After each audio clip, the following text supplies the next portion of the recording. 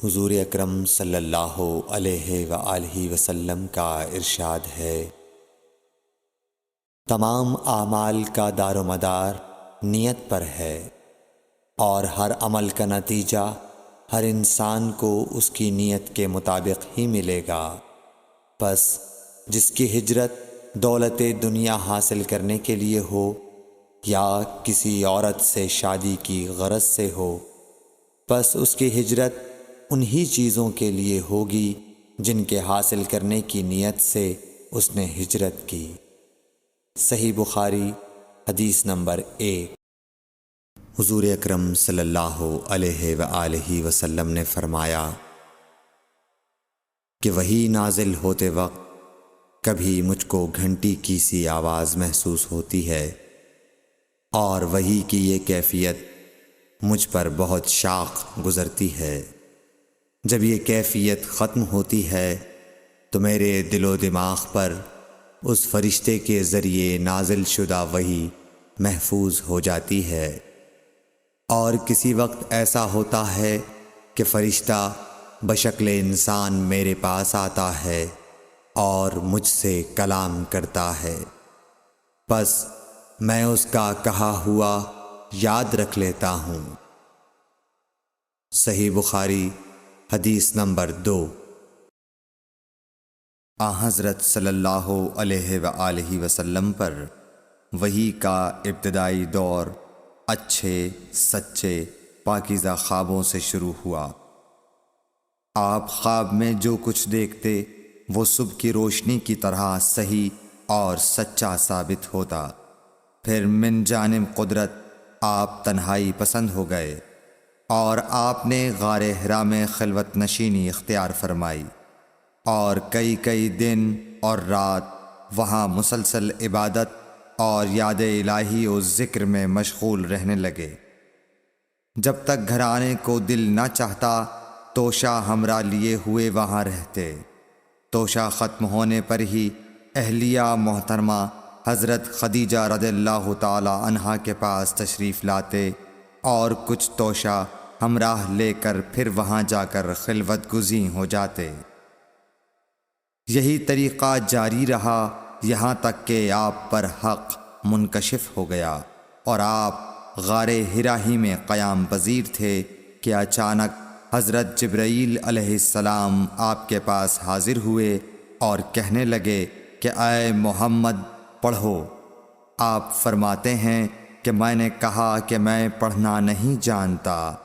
آپ صلی اللہ علیہ وسلم فرماتے ہیں کہ فرشتے نے مجھے پکڑ کر اتنے زور سے بھینچا کہ میری طاقت جواب دے گئی، پھر مجھے چھوڑ کر کہا پڑھو۔ میں نے پھر وہی جواب دیا کہ میں پڑھا ہوا نہیں ہوں۔ اس فرشتے نے مجھ کو نہایت ہی زور سے بھینچا کہ مجھ کو سخت تکلیف محسوس ہوئی، پھر اس نے کہا کہ پڑھ۔ میں نے کہا میں پڑھا ہوا نہیں ہوں۔ فرشتے نے تیسری بار مجھ کو پکڑا اور تیسری مرتبہ پھر مجھ کو بھینچا، پھر مجھے چھوڑ دیا اور کہنے لگا کہ پڑھو اپنے رب کے نام کی مدد سے جس نے پیدا کیا اور انسان کو خون کی پھٹکی سے بنایا۔ پڑھو اور آپ کا رب بہت ہی مہربانیاں کرنے والا ہے۔ پس یہی آیتیں آپ حضرت جبرائیل علیہ السلام سے سن کر اس حال میں غار حرا سے واپس ہوئے کہ آپ کا دل اس انوکھے واقعے سے کانپ رہا تھا۔ آپ حضرت خدیجہ کے ہاں تشریف لائے اور فرمایا کہ مجھے کمبل اوڑھا دو، مجھے کمبل اوڑھا دو۔ لوگوں نے آپ کو کمبل اوڑھا دیا۔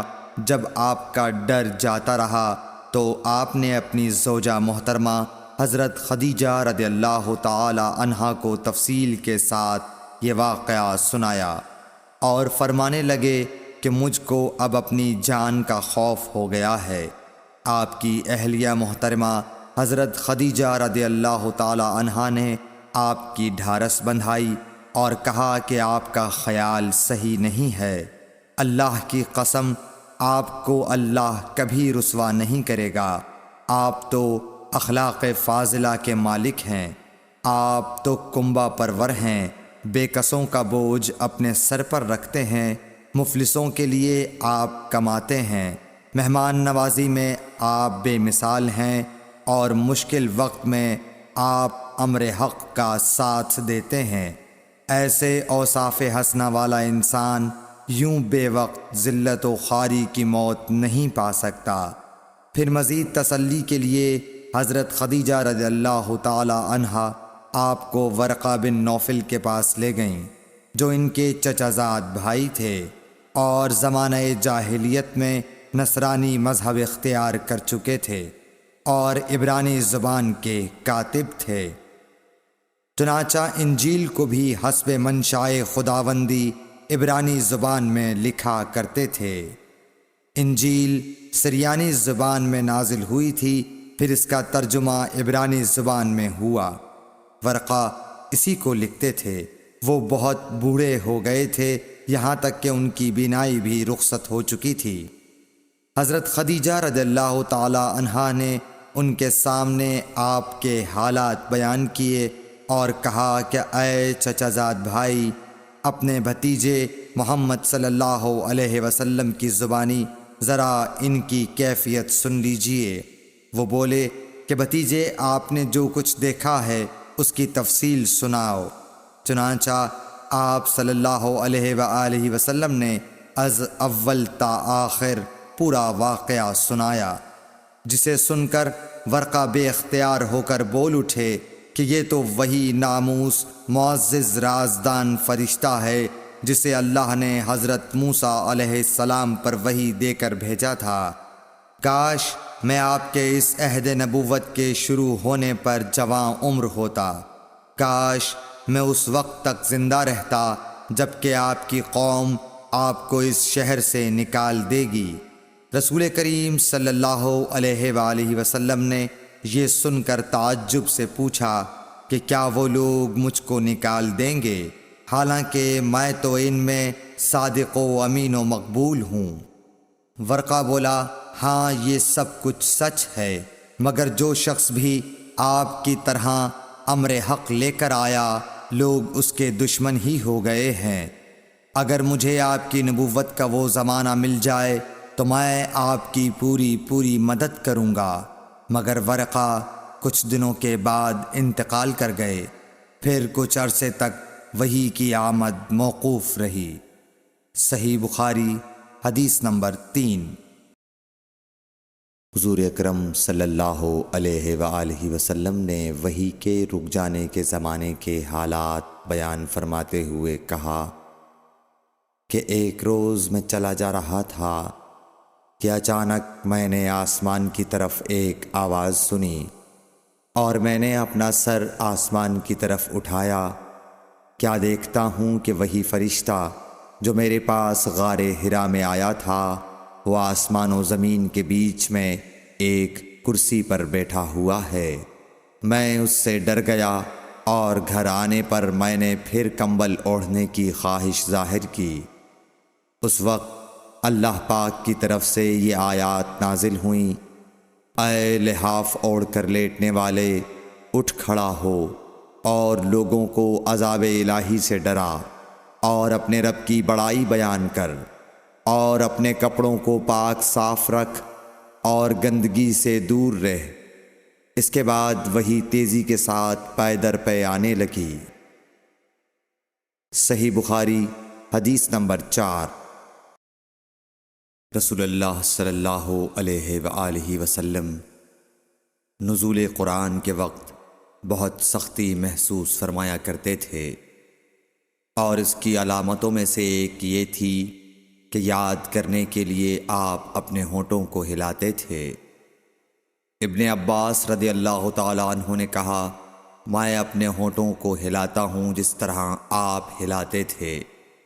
سعید کہتے ہیں، میں بھی اپنے ہونٹ ہلاتا ہوں جس طرح ابن عباس رضی اللہ تعالیٰ عنہ کو میں نے ہلاتے دیکھا۔ پھر انہوں نے اپنے ہونٹ ہلائے۔ ابن عباس رضی اللہ تعالیٰ عنہ نے کہا، پھر یہ آیت اتری کہ اے محمد، قرآن کو جلد جلد یاد کرنے کے لیے اپنی زبان نہ ہلاؤ، اس کا جمع کر دینا اور پڑھا دینا ہمارا ذمہ ہے۔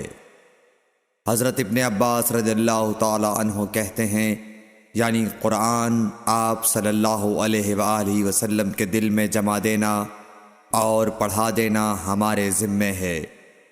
پھر جب ہم پڑھ چکے تو اس پڑھے ہوئے کی اتباع کرو۔ ابن عباس رضی اللہ تعالی عنہ فرماتے ہیں، اس کا مطلب یہ ہے آپ اس کو خاموشی کے ساتھ سنتے رہو، اس کے بعد مطلب سمجھا دینا ہمارے ذمے ہے، پھر یقیناً یہ ہماری ذمہ داری ہے کہ آپ اس کو پڑھو، یعنی اس کو محفوظ کر سکو۔ چنانچہ اس کے بعد جب آپ کے پاس حضرت جبرائیل علیہ السلام وحی لے کر آتے تو آپ توجہ سے سنتے، جب وہ چلے جاتے تو رسول اللہ صلی اللہ علیہ وسلم اس وحی کو اس طرح پڑھتے جس طرح حضرت جبرائیل علیہ السلام نے اسے پڑھا تھا۔ صحیح بخاری حدیث نمبر 5۔